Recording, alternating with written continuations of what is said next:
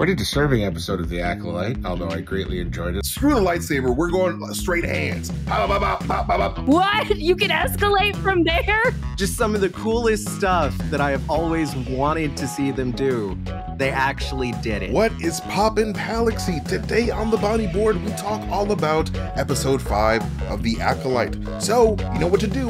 Pick up that warp drive and let's punch this thing. Welcome back to the Guardians of the Palaxy podcast, everybody. My name is MT, and I'm here today with two of my wonderful friends, Whitney Van Laningham and Mr. Colton himself from the Screen Crush YouTube channel. What's going on, homie? Hello. Thank you so much for having me. I've never heard your voice do that before, and I love it. I love that. I love that so very much. Colton, thank you so much for coming on our show. Oh, for sure. Very excited. Big fan. As crossover fans of Palaxy and Screen Crush will know, Colton was very kind to invite Tommy and I to talk about The Acolyte last week. So if you haven't seen that episode, go do it. It's a fun one. And just really quick before I begin, pals, I gotta say thank you so much to all of the pals in the Palaxy. I have been so impressed with all of you. Our comment section has been super positive. People who don't like The Acolyte aren't screaming at people who do. People who do like it aren't calling the people who don't like it idiots. It's amazing. Everyone is having super normal, average Star Wars discussions. And I'm proud of you guys. I'm really, really proud of all the pals in our Palaxy. Way to not suck. We have the best pals in the world. Are you saying that world peace is in fact possible? I think it is. I think galactic peace is possible because all of our little pals are so nice and we just love you guys and thank you. I appreciate you. I envy your comment section. It's nice. They're so nice. Like, I read all of them. I read all the comments. Comment section for heavy spoilers. God, Star Wars fans can be a lot. So they can be a lot. So thank you, pals. We really sincerely appreciate you guys. Fans. That's a really strong F word. All we do is complain about it, but yeah, we're fans. We're fans. But speaking of fans of Star Wars. Seriously, like this episode, I don't know how anyone who hates on The Acolyte can really say anything about this episode because like this episode was insane. Like absolutely insane. It truly felt like night. Like it felt like darkness had descended on the whole series. And like we got like the spookiest like moments that we've gotten so far with the reveal of Mr. Chimere, Darth Bortles. Darth Bortles, yes! That's exactly what I call him. Yes, thank you, MT. Thank you. Yes, that's exactly his real name. He's here, and he's ready to get himself an acolyte, apparently, and he doesn't want anyone to know who he is. But, like, what do you guys think of the episode overall? Like, I want to hear your thoughts. I mean, Colton, you can go first because, sure. I have a lot to say, and I want to hear you because I got a lot of nonsense. You go first. Yes. Well, overall, great episode. Really enjoyed it. You know, I am a huge prequel fan. I've said before, the prequels are very far from perfect, but I enjoy them. And one of the things that I love about them is I love how they handled lightsabers. I get that George Lucas's original intention was to make them look heavy and they're these big things of energy. You have to have two hands. But I really loved what they did with them in the prequels where they showed Jedi in their prime throwing these things around like they're just absolutely weightless. So I really liked seeing that back in Star Wars. I feel like that's something we haven't really seen in the Disney era, like with the sequels and stuff. Loved that. Loved the brutal kills that our Sith was laying down. The kebab. Bro, the Jecki kebab. She got 3-hole punched. She got 3-hole punched like a notebook paper in my binder in middle school. It was so upsetting. I cannot tell you how many times. Okay, so backstory on me. My parents are divorced. When I would go out to my dad's for like the weekend or whatever, he lives kind of like around a farm and like there were woods behind him and stuff. I would go into the woods with like a stick, pretend it's a lightsaber. And I did probably half of what we got to see happen in The Acolyte in this episode. Swinging around, pulling people into the saber. Just some of the coolest stuff that I have always wanted to see them do. They actually did it. And it's so cool. I had a few complaints, just kind of like, May last episode said that she was going to turn herself over to the Jedi. But then when Jecki tries to arrest her, she throws a dagger at her. I didn't quite get that. Right. I wish Osha, I did a tweet today that maybe some people get and some don't, that I think the actress playing May is far more talented than the actress playing Osha. I am no actor. I know it's far more difficult to play two characters. So I get that that's probably something she's going for. It's also probably more of a direction thing. But I did want, this was such an emotional episode with these brutal kills happening right in front of her. I would have liked a little bit of expression, but really those were the only two things. Solid episode, I think. Besides that, it was so much fun, and I am hesitant to really complain about anything else because like I said, this is something that I have wanted Disney Star Wars to do for so long. I've wanted to see this a Sith take on like a horde of Jedi and just slice them down like butter, and that's what we got. I think you mean a Yord of Jedi. Yes. Am I right, fellas? I'm so sorry for all the Yord horde out there. R.I.P. to the Yord horde. Yord horde, shout out to y'all. Pour some out for our homie Yord today. Lost on the battlefield, but never forgotten. We will never forget that little uptight narc. We love him. But like, you know, like the Yord horde, did Jecki have a horde? The Jecki, I don't know what we call them. The Jecki, I don't know. I'm the Jecki gang. Yeah, I don't know. Honestly, there's not really anything that works with her name. Pals, sound off in the comments. What should the Jecki stands call themselves? Are we going to be the Jecki heads? Like, I don't know. The Jeckhead. The Jeckheads. I don't know. Well, her soul was ejected from her body after she got 3 hole punched. Literally, am I right? The brutal death, and but she is the one that gave us the face reveal of a Chimere, who is a very mysterious person. Like, where do you guys think Chimere comes from? Like, what do you think Chimere's background is? Oh, well, interestingly, so this is not something that my brain invented. I am not this smart.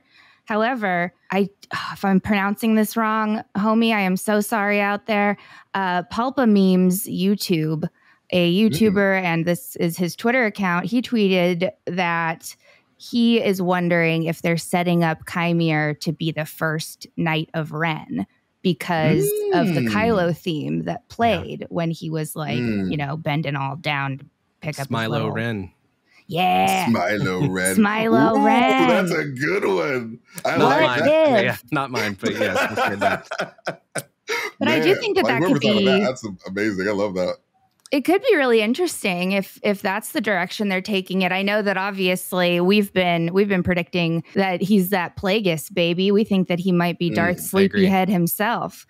But Darth Bortles, Darth Sleepy Pants, whatever you want to call him, great guy, Chimere. Darth Bicep. We've been theorizing about that, but I do also like the Knights of Ren theory. I think that that's really cool too. You know, Disney Star Wars here of late, they what have they've been doing with shows like The Mandalorian is like making certain things in the sequels make a little more sense. Like, they're exploring like the Palpatine returns and all that. So yeah, I think it would be really cool to see the Knights of Ren, that is from MT, you probably know better than me, but they're supposed to kind of be like this ancient thing, right? So seeing that they've been set up like before even the Phantom Menace, and like maybe like a splinter cult, like that's not Jedi and not quite Sith. I think that'd be cool. And really, I mean, the dude looks like Kylo Ren, the helmet, the cracks on it. It looks like a Knight of Ren. That's the kind of helmet that a boy like Kylo could really, really get obsessed with. You know what I mean? That's the kind of helmet he could really talk to about his deepest, darkest secrets. Even though you don't need. I never understood the whole helmet. I mean, obviously it's to keep your identity a secret, but like, I wore a mask. I wore a mask. That was so fucking funny. Like, while I was like trying not to cry about like the destruction all around us, and he's just like, I mean, I tried to wear a mask. Like, I tried really hard. I did literally my best. But like, what I'm saying is like, why not more eyeball holes? Like, at least like make it more comfortable for you to wear. Like, you're making yourself suffer, man. MT, your eyes will deceive you. Do not trust them. I mean, I know the symbolic significance. That's the basic rule of Star Wars. Like, come on. But like, if you're sneezing in that thing, like, that is awful. Like, I don't know. Like, that's just an awful time. Yeah, Kymir's fucked if he gets the sniffles. Yeah, like just don't get a cold, Kymir. Just don't do it.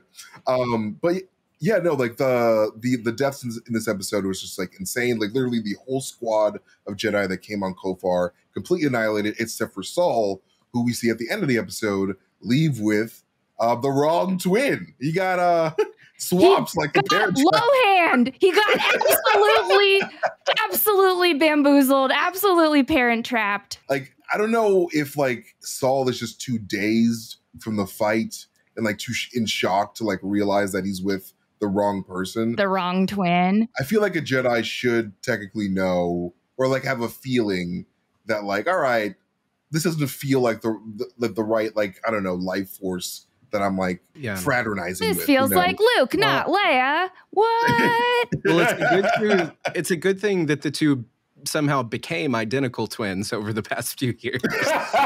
Yeah. They weren't in childhood. You could easily tell them apart when they were kids, but then over time they just morphed into the same person. You know, MT, I had the same concern as you. I was like, why can't Soul tell? But I mean, the Jedi, couldn't tell that Palpatine was a Sith. So I mean, maybe she's mastered some type of way to cloak who she's is. Holding maybe in that's something she learned from her mom. That hides her scent from Jedi detention. And truly, like, dude just got his shit rocked and he lost a Padawan, like, I think probably, and a Yord and a Jecki, both. Right. And I think that he was kind of just like, what the fuck? Okay, let's get out of here. Like, my sniffing senses probably wouldn't be as finely in tuned if I had just gotten my ass handed to me by sexy Manny Jacinto. I would not be able to recover from that. I know. Oh my God. His arms, his stupid, sexy arms. Like I was so enraged when I saw his arms. I was like, you know what? Why you got to do me like that? Like, why you got to make me feel bad about sitting down in my bed watching The Acolyte, not exercising, huh? Manny, what's wrong with you? But no, like something I really do want to talk about is specifically Soul's reaction to Yord's death. Because I feel like that's really important to to what I believe Kymir is doing, like during all of his fights with the Jedi, because it seems like he wants the Jedi to fight in a non-Jedi-like manner. And like as soon as he kills Yord, Saul loses it. He's like, you know what? Screw the lightsaber. We're going straight hands. Pop, pop, pop, pop, pop, pop, bing, bing, bong. You're bing, in a bing, fist fight, bitch. Dodge this. He was so pissed, and I was like, "Yo, this dude is losing. He's lost himself to the rage. He's fearful at this new person. He's angry at this new person, and like he's probably experiencing some hate. And so and I think that's why we have the smiling part of this man's mask, because like he was smiling during that sequence. He was like, look at this man, like he's losing his shit, and like I love it because like that's a very Sith-like thing to do. It's like when Palpatine was when Luke was fighting Darth Vader and like Palpatine was facing off against Rey in the sequels, he's like, yes, like strike me down in anger, because like that is the Sith way. Just like do it, like just embrace your hate, and don't be a Jedi, be like us, and like show the hypocrisy in your whole freaking ideology. And so like I just love Kymir's character so much, because it seems like he is trying to poke at the hypocrisies of the Jedi, especially during that moment when he was like, hey, what did you do with your dark side? Like, what are you hiding? Like, like, why are you always trying to act like you're always a goody two-shoes man all the time? I think you're spot on. I think one of the Sith's core ways of bringing down a Jedi is to throw them off balance. I mean, a Jedi's strength comes from having balance, and when maybe rage and anger will help a Sith, but when a Jedi is pushed to that point, it really throws them off balance, and that's not how they are trained. They are not trained to combat with anger and rage and hate, and I think it throws off their focus. And I think that is a way that a Sith can, or a dark side user can get like the upper hand on a Jedi, is by taunting them. I mean, like that's I love that you said that, because like when Yord was talking to May, he was like, man, I don't know how this man fights. He doesn't follow the rules of combat. He just goes wild, man. Like, we gotta run. He's just freestyling. We gotta get out of here. I loved that Yord was like, we gotta get the fuck out of here now. Dude, that was the thing though that I was like annoyed about. Though, okay, I understand that it's bad for a Jedi to kill a guy, but also he should have totally killed that guy. I would have 100% killed that guy. Like, I get it. Soul is like doing more yoga than I am, and like May is also like, stop, that's not our way. And like, okay, great.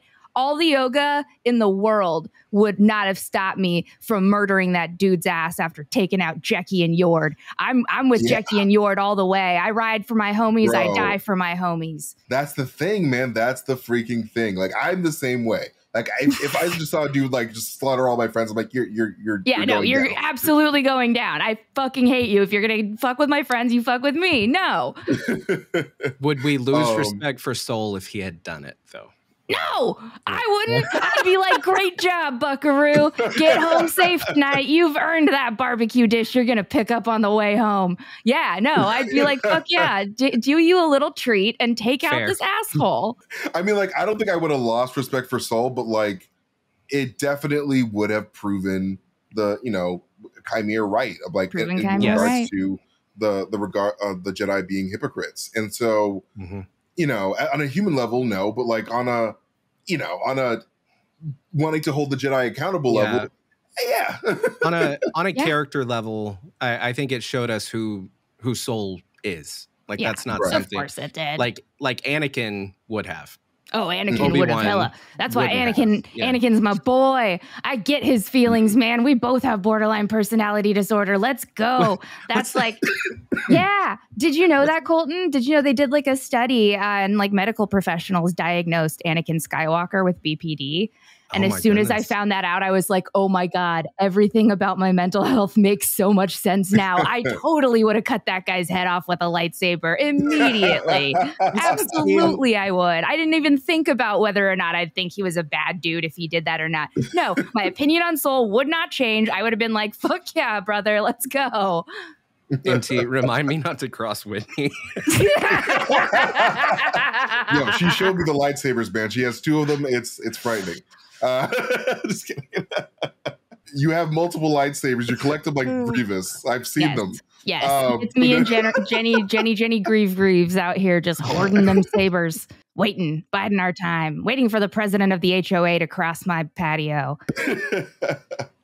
But no, like what I was trying to say is that like Saul's reaction to that whole like him almost killing Chimera is like sort of like possibly reflective of what he could have done 16 years ago in the past, because like it shows that he can lose control and he can like let his fear and his anger take over to do something that he may believe is right at the time. So like what did Saul even do? Like what do you guys think Saul did? Like those 4 Jedi on Brendok, what did they do that was like so horrific? Saul started the fire. It was always burning. That would be crazy if it was him. I don't know. His name means sun, fire. Ever heard of it? Ooh, that is true. That is true. The sun be hot. The sun be hot sometimes. I think that is the mystery of the show. I don't think the mystery of the show was so much, who is the Sith. I mean, we already know. I think the mystery of the show is what the hell happened that night, because we clearly haven't gotten the full story. And real quick, before we move on, I just wanted to say that I think, this is taking place at the end of the High Republic era. And this is a time where Jedi hubris is just at its height. Their power has never been questioned. And I think that look on Soul's face is him being a product of that era.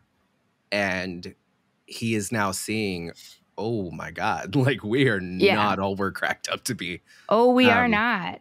And as far as what happened that night, I don't know, man. But I think when they reveal it, it's going to be pretty messed up. I mean, it's got to be gnarly.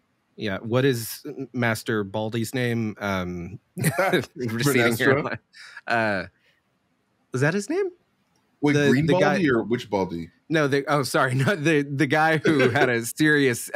He looks like me with the receding hairline. Torben. Yeah, Torben. He took his own life over what happened. Yeah, so dude, it has that to dude be straight up killed himself because of it. It has to be pretty gnar. They did something awful, and I'm excited and also anxious to see what it was. Yeah, especially because I'm sure that like MT knows that I've been saying since the beginning, like, oh no, like we're not going to get the reveal that it's Chimere because that would just be too easy. And I was a little bit like, oh man, that really was the answer. Okay, that was pretty easy. We all got it right the first time, I guess. So I was a little bit like, bummer. But then you are exactly right, Colton, because then I realized, no, the real mystery is just what happened on Brendock. The mystery, you're absolutely right. The mystery was never about that guy. I was making up my own little theories about it because that's fun to do. But ultimately... Oh, that's my job. Yeah, I mean, that's like literally our job. So. One thing that like I do want to get into a little bit is like there were reports of like there being a super special type of lightsaber that we've never seen before in Star Wars history. And personally, I thought that lightsaber would be a part of like the Chimere's loadout. Like I feel like we should have seen it in episode 5, but I was like super excited for it. But like we only saw like a split lightsaber that we've seen before in like, you know, Jedi Fallen Order and like other Star Wars stuff.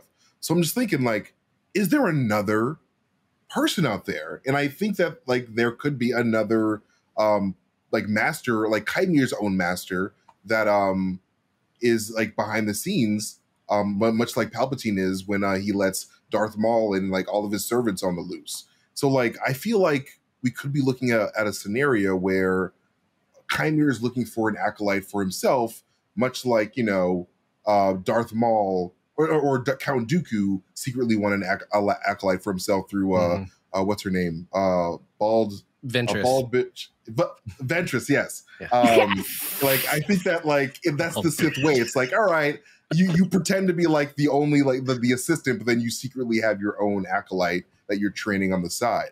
So like I feel like there's a possibility here that we're gonna find out that I'm sticking to my coral guts here. My guts. Coral gut. What does that even mean, MT? I have no idea what the fuck that means, MT. That was crazy. I'm so sorry. Not coral guts in that way. I'm sticking to my coral core and like in a feeling that like there is coral behind the scenes here, and she is the one who has influenced 100% Chimere's beliefs, and is possibly Chimere's mother, because like that would very much be in line with the whole triangle theme that we see throughout this whole series. Like Jecki got killed in triangle formation too, and as soon as I saw that, I was like, triangles just like the Coven? It seems like you could possibly be I don't know, related to the Coven in some way. So I think it'd be really interesting to see like a greater reveal of a greater master down the road. Hell yeah. Well, you know what's just as exciting as a new lightsaber reveal and a new type of lightsaber? It's our advertiser for today. Ladies and gentlemen, we have something even cooler than a lightsaber to sell you, paid for by our wonderful and lovely sponsors. Yes, we just talked to them yesterday. We just found out. I was super excited about this product. I cried when I heard about it. I was like, man, if only my mother were here right now to see this wonderful product. But she's not here. She's very much alive. She's just not here at this current moment. But what do we got, Whitney? All right. 18 is nutritional. I'm all about nutrition. That's why I cried. Keeping it healthy. I was just so happy for the kids. Nutritional puzzle cubes. My God. Whitney, have you ever been completing a puzzle and you're just like, man, I'm hungry as hell right now? Absolutely. Well, worry no more, because I've got you some nutritional puzzle cubes that will train your brain before it'll help you drain whatever inside, because it's high in fiber. Before you drain your frame. Before you drain your frame. Like, I've been eating nutritional puzzle pieces, and I haven't even tried the puzzles. I just wanted the pieces because they were just delicious, and they're made out of graham crackers. The best part about nutritional puzzle cubes is that there is absolutely no image on them. They're just puzzle shapes, and they're just the color of graham crackers, and they taste like graham crackers, and they look like graham crackers, and there is absolutely no way to tell if you're doing the puzzle correctly. That's the beauty of nutritional puzzle cubes, because see, you're getting yourself smarter, you're finishing an impossible, insolvable puzzle, and you're going to poop great later. Colton, tell them what they win if they call right now. You win a 1-year supply of these help you poop puzzle cubes. Is that what we're going with? Yes. Yes. It all comes together in the stomach as one unit. We call that feces. Use promo code POOPCUBES at checkout for 90% off your order. And thank you. Thank you once again. Stay regular. But hey, before we get around to talking about that big ol' laser sword battle in the forest in space, let's hear what our good pal Tommy Bechtold has to say about The Acolyte Episode 5. Hello, everyone. That was quite a disturbing episode of The Acolyte, although I greatly enjoyed it. I did have to check and see if I was watching House of the Dragons briefly after so many key cast members were lightsabered into Valhalla.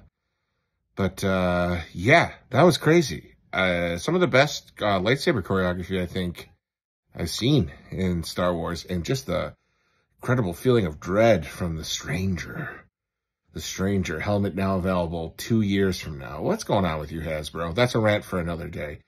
I'm so sorry I can't be on the Palaxy this week to discuss this incredible episode, but I will be back next week with a vengeance, much like Manny Jacinto's character came back from being hung upside down like Elmer Fudd on a vine.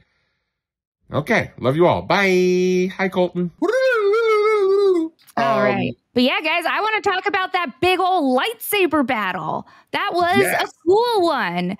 That choreography, man, we have not seen that in Star Wars in a dang hot minute, to quote Chapel Roan. We haven't seen that around in so long. Like the level of like the artistry, like it really felt like a dance. It really felt like a freaking awesome sword fight. I personally loved all of the splitting of the lightsabers. The fact that it happened more than once blew my mind, honestly. I was like, you can come back from that? What? You can escalate from there? How? I mean, the headbutting was my favorite part. Oh, like, my God, yes. Got him. Like, or like, just like force pulling them into the lightsaber. That's so nuts. I feel dumb because like I was watching it with Brett and Brett was like, oh, sick. I've always wanted to see a Jedi do that. And I was like, I didn't even think that a Jedi could do that. That's crazy. What?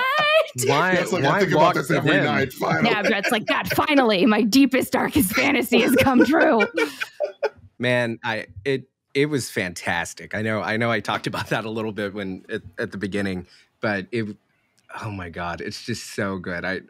In fact, when we're done, I'm probably going to go back and watch it again. And MT, speaking of that special saber you were talking about, I think I know what that saber is going to be. There's been promotional images in magazines of what is the I'm sorry, the Green Jedi's name, the bald woman, Vernestra. Yoda. Yes, the Green Woman Yoda. Yadel. She has like a purple whip lightsaber. And I think that's what it is. I think that's the saber they're talking about. Is it that one, you think? Like a saber we've never seen? Yeah. I mean, like, that's been in canon for a while now. Like, for but not live action. Well, yeah, but not in live action. Like, I've never seen anyone get their booty whooped by a lightsaber. I hope it's like a cool Sith lightsaber. Like one like in a staff or something? Yeah, like I don't know what it could possibly look like. Like maybe, I'm thinking like maybe like an eclipse lightsaber because the whole like show was like based off of eclipses. So like maybe we can, I don't know. But like hopefully it's not just the whip lightsaber because we have seen it in promo material. Just the whip lightsaber. I just want it to be a lightsaber where I do think the light whip is very cool. You poke somebody with it and it leaves them with a little yin yang tramp stamp right on their behind, just like what's his face would want, the Wookiee Jedi. Why am I blanking on his name? Kelnaka. Yeah. Like light whips, I feel like are one step closer to us getting a Woody Buzz Lightyear hybrid of like a cowboy in space with his whip. He's like, yeehaw! Yeah, with a little lightning lightsaber whip. That would be heckin' rad. Star Wars Woody's Roundup. That's a way to kill a tauntaun really fast. Exactly. But like, okay, so in regards to all this, like the fighting in this episode, would you guys regard it as the best fighting that we've ever gotten in live action Star Wars history? No. I'm going to say I love Darth Maul the most. I'm going to go with Darth Maul every time. He's my boy. I love his fight scenes, but this is possibly second best in my opinion. I really, really liked this scene. I need clarification on the question. Is it the coolest? Are you asking, is it the coolest choreography or is it like the coolest just because if I'm ranking like fights, I mean, that fight between Vader and Luke in Empire, it's not, fancy like when it comes to choreography, but it's father son, going at it. So I mean, I'd rank it as one of the best fights. It's someone almost trying to kill his dad. That's like a different level of lightsaber fights. When you're in it to kill your dad. That is pretty high level. I think I took it to. I think you totally mean like choreography wise, right? Right. For that, I would say it's up there. I mean, I don't know, man. That Mustafar fight's pretty badass for the first half. It gets a little long, but it's up there. It's up there, and it was different. It was different. It was something new that I really appreciated. It was something that really I think we've only seen like in fan films. That I'm glad that they have finally brought into the live action. Yeah. Like it very much captured the menacing nature that I felt during Rogue One when Darth Vader appeared. Like I like a menacing type of like, choreography in Jedi. In Sith type of interaction because like it just really helps these people feel like figures of fear. Yeah, absolutely. Yeah. I don't think I've ever felt as scared of a dark-sided person outside of Darth Vader before. Terrifying. Yeah. And like the head tilt and exactly. He moves so quick when he's fighting, but then when he's stalking you, he does like the Michael Myers slow walk. Yes, exactly. We need Michael Myers Sith Lord in space. I feel like every Sith Lord should be modeled after like serial killers. Like honestly, because that's what they are. That is definitely a thing. He's definitely one of the coolest dark side users I think we've seen in Star Wars. He's terrifying. Cool. And I think that, second only to Darth Vader, who obviously just put the fear of God in hearts across the galaxy, obviously. But I do think that what's so sinister specifically about Kymar is that he does not play by any rules. Like Vader was still being held, like he was still in the pocket of Big Daddy Galactic government. But this guy is beholden to absolutely no one. Like he's just completely out there as like an evil lone Ronin, just being like, I'm fucking up the Force because I can, because there shouldn't be any rules. And it's like, that's the scariest kind of opponent to have, is an opponent who does not play by the rules, who has no type of like respect or honor for like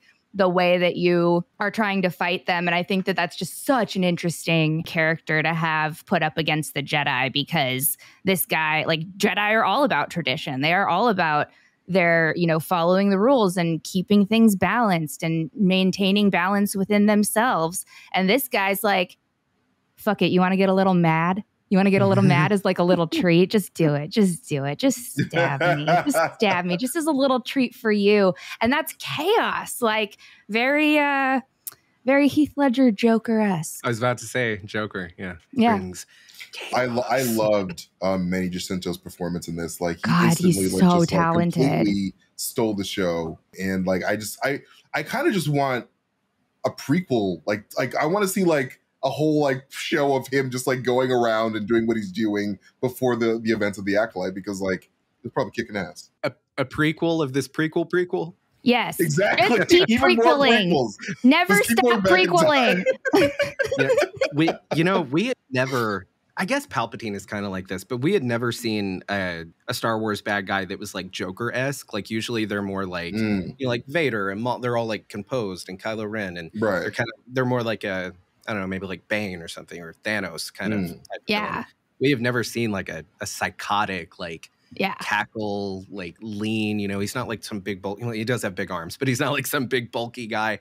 He's very like Joker-esque, I think. Green Goblin, like I think he's insane. He's like this psychotic, like, and his ability to blend in plain sight is what makes him scarier. Is that his like closest friend basically like did not even realize how sick and twisted he really was, like, and that was like his homie. So I think, this character is just absolutely fucking fascinating. I really, really like Darth Portals. And that's probably because we're about to see the origins of how the Sith are able. I mean, they've been in hiding for centuries, and I think we're probably going to like learn how they're able to like mask themselves like from the Jedi. I think so much of this series is setting up like Phantom Menace and the prequels and how Palpatine was able to do what he does. But do you guys think that like any elements of this show will tie into like the overall conflict to come with Thrawn and Ahsoka and like that whole shindig? Because like that sort of has to deal with elements with the Dathomirian Night Sisters and like elements from like the distant past. So like, do you think that like we'll see some secret setting up of like elements that we'll see in the future of the Star Wars programming? When does that take place? That's after Return of the Jedi, before Force Awakens. So that's I don't know. That's Star Wars math is so hard. I'm sorry. I never get it right. I fuck up BBY all the time. Getting close to 200. It's quite a bit later. I mean, I totally think that anything that they may set up in this series, we may get references to that sets up like other things, like mentions of and stuff like that. That's something that Disney Star Wars has been doing, drawing lines between different shows and movies that are, eras apart. So to that degree, sure. But no, I mean, of course, no characters or anything would show up. Are you making that connection like because they're like maybe they're trying to build something like with their TV universe? Is that like where that's coming from? Yeah. Because like it seems like all of their narratives so far have like all tied together within like, this whole, I don't know, resurrecting the Empire vibe. Or whether it be like the Empire or Palpatine himself. So like, I feel like there is like that sort of like Kevin Feige-ish plan of like all of our live action shows have to like move forward a certain narrative that we're trying to go along. But then again, it could just be me just being used to the Marvel formula and be like, all right, everything has to connect, so blah, blah, blah, blah.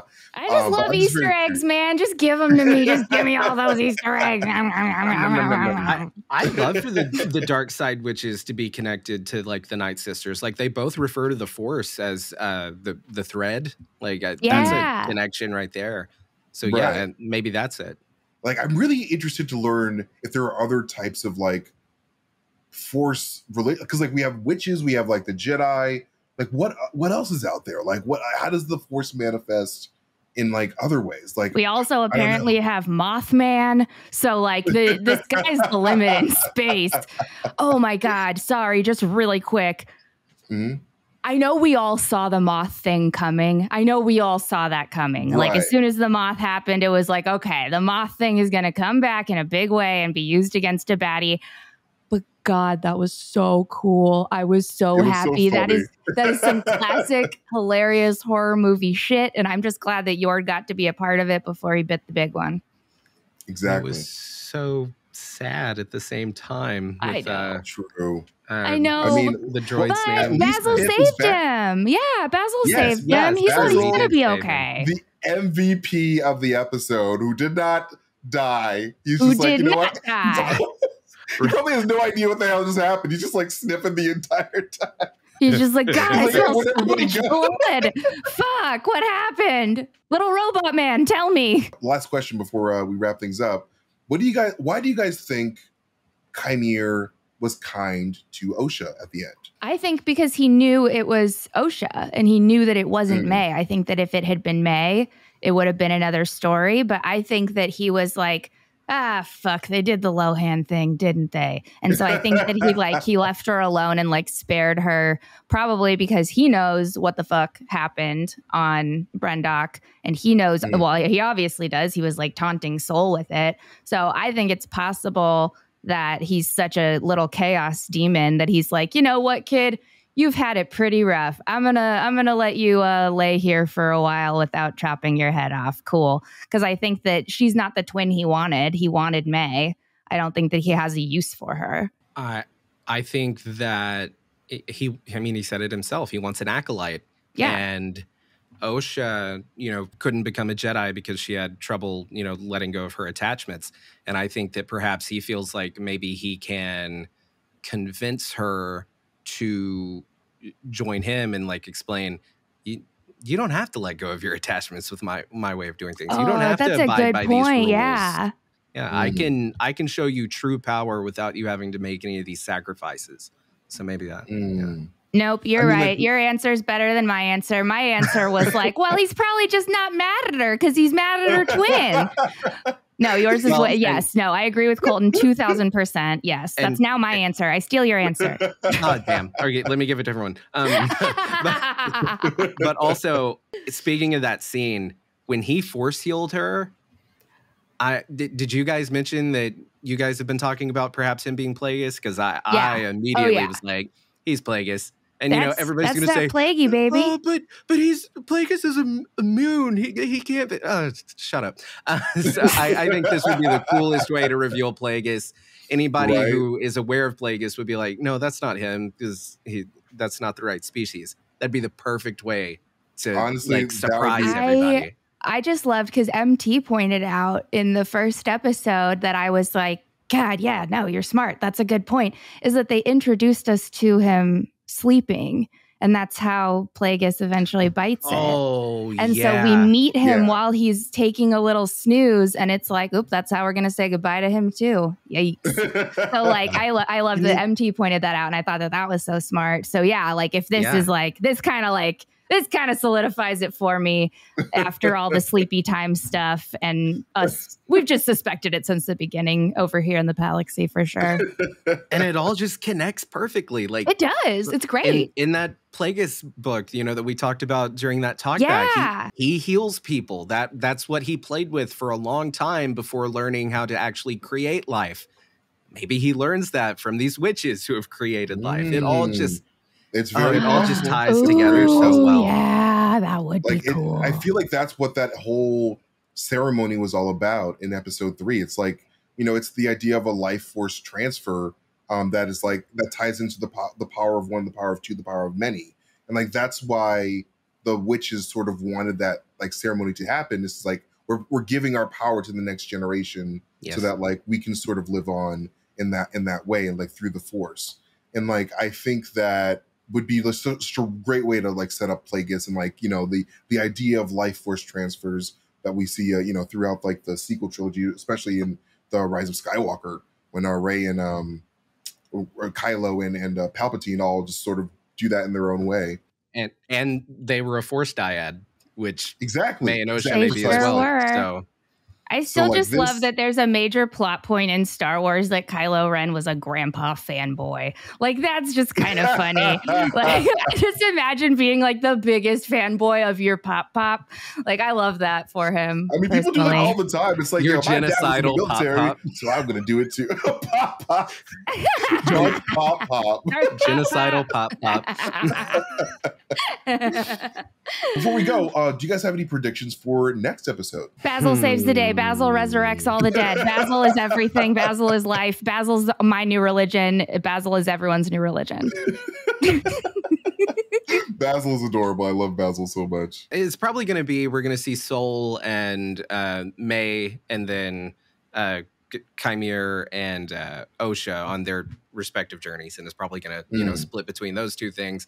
We're going to see him try to seduce Osha. We're going to see Soul like slowly realize that he's got the wrong twin, and maybe she'll even come around. Like maybe she'll lose her hate for the Jedi. Maybe at the same time that Osha is kind of like leaning toward the dark side, maybe May will start to lean toward the light. Maybe something like that. Maybe. I like that because that seems to be what I think is going to happen as well, because like they switch masters essentially. Like now Maze with Soul and the Osha's with Chimere, so like they could possibly be influenced, especially with what Chimere is probably going to tell Osha about what happened on Brendok, which, you know, is probably going to make her pretty pissed. Good luck with that conversation, Buckaroo, and Godspeed. Thank you guys so much for tuning in to this week's episode of Guardians of the Palaxy podcast. Check on your pals. Love your pals. Make sure that your pals are okay. Text your pals. Tell your pals about the Palaxy. Tell your pals how much you love Star Wars. And Colton, where can we find you on the World Wide Web? Oh, you can find me over at Screen Crush. I write a lot over there, host occasionally, and you can find me on Twitter or X or whatever. Unfortunately, don't call it that. Don't you ever call it X? No. Twitter. It's we Twitter. call it by its Christian name in this house. At Colton Ogbunr. Hell yeah. Well, dude, thank you so much for coming on the show thank today. you so much for coming on, Colton. You are an amazing person. So much for having me. Before I knew you guys personally, big fans. So, you know, it's really real to be here. Colton is the sweetest man in the world. Please go follow him on X. I mean, fuck, I did it. No, on Twitter. Fuck you. Okay, we're ending the show there. Bye. What have I done?